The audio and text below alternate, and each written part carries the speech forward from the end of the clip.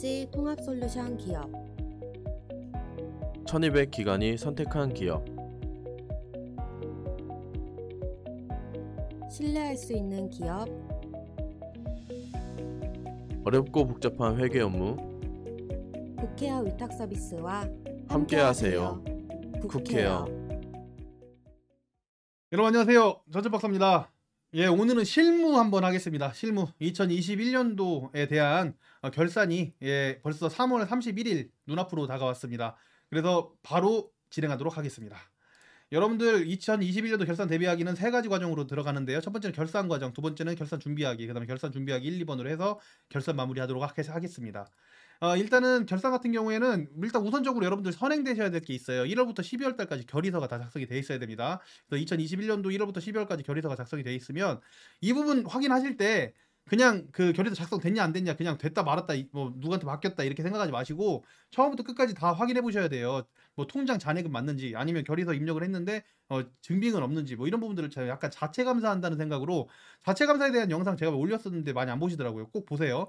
그래서 그렇게 보셔가지고 자체 감사 보고서나 이런 부분들이 필요한 기관들도 있거든요. 1번 코드, 2번 코드 그렇게 해서 결의서 작성을 다 완성을 하셔야 됩니다.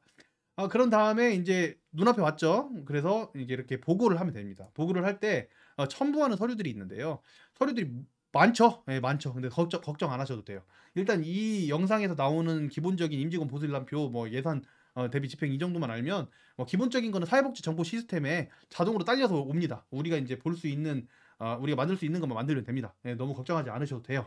그래서 잘 준비를 해왔다면 너무 걱정하지 않으셔도 되는 서류다. 다만 뭐 법인에서 필요한 서류들라든지 뭐 이사회의록 이런 부분들은 여기서 지금 넣지 않았는데 기본적인 것들 외에 우리가 기관이 1번 코드나 2번 코드라고 하면 자체감사 보고서 그 다음에 이제 결산 관련 운영위원회 회의록 이런 부분들이 필요한 게 특히 운영위원회 회의록 같은 경우에는 이게 3번 코드는 상관없어요. 근데 이제 공단 로그인할 때 1번이나 2번 코드 같은 경우에는 이게 사회복지 시설이다 보니까 이런 그 회의록을 먼저 이제 운영위원회 회의를 걸쳐서 결산을 어떻게 하겠다라는 얘기를 보고를 먼저 하고 그 다음에 이제 결산 보고를 지자체에다 하셔야 되는 겁니다. 이런 과정을 알고 계시면 좋겠죠. 그래서 너무 겁먹지 말라고 말씀드리는 이유가 결산 보고를 할 때 이렇게 보고를 들어갑니다. 시군구 보고에서 공문 작성, 그 다음에 세출 결산서, 그 다음에 결산서 보고 조회에서 신규를 이렇게 눌러 보시면은 그에 따른 이런 그 자료들이 다 자동으로 딸려오기 때문에 너무 걱정하지 않으셔도 돼요.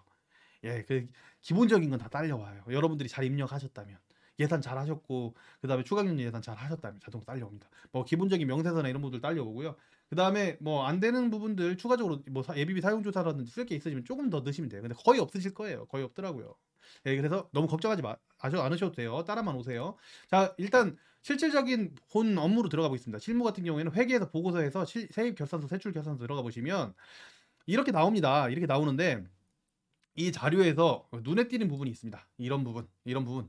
이게 예산 대비 집행 확인할 때 가장 눈에 띄기 쉬운 방법이에요. 그래서 세출 결산서를 저는 이렇게 살펴보는데요. 저 같은 경우에는 사업이 한 개여서 한 개인 사업장을 가지고 지금 자료를 만든 거라서 사업명을 클릭하지 않았지만 여러분들이 만약에 주간보호라든지 방문요양 같이 하는 기관, 여러 개 기관들 같이 하는 기관들 같은 경우에는 사업명을 확인하시고 검색하시는 게 좋습니다. 그래야지 실제 마이너스 여부를 확인할 수가 있으니까요. 사실은 이 마이너스가 나오면 안 돼요. 왜? 이미 1월부터 12월 이전에 추가 경정 예산으로 이미 예산 보고를 끝내셨어야 돼요. 근데 그렇지 않으셨다면 이렇게 마이너스가 났을 겁니다. 정 안 되면 지금 추가 경정 예산 가셔가지고 이 부분을 만드실 수는 있긴 한데요.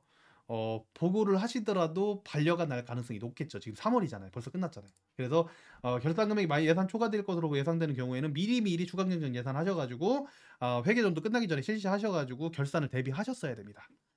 추가 경정 예산이나 이런 부분들 같은 경우에는 여러분들 잘 관리가 됐냐 안 됐냐 이런 척도라고 볼 수가 있어요. 사실은 추가 경정 예산은 돈 쓰기 전에 미리 하는 거예요. 자, 그리고 넘어가서 이제 급여대장 업로드를 진행을 하는데요. 급여대장 같은 경우에는 그 임직원 보수 일람표 때문에 지금 지급을 하는 겁니다.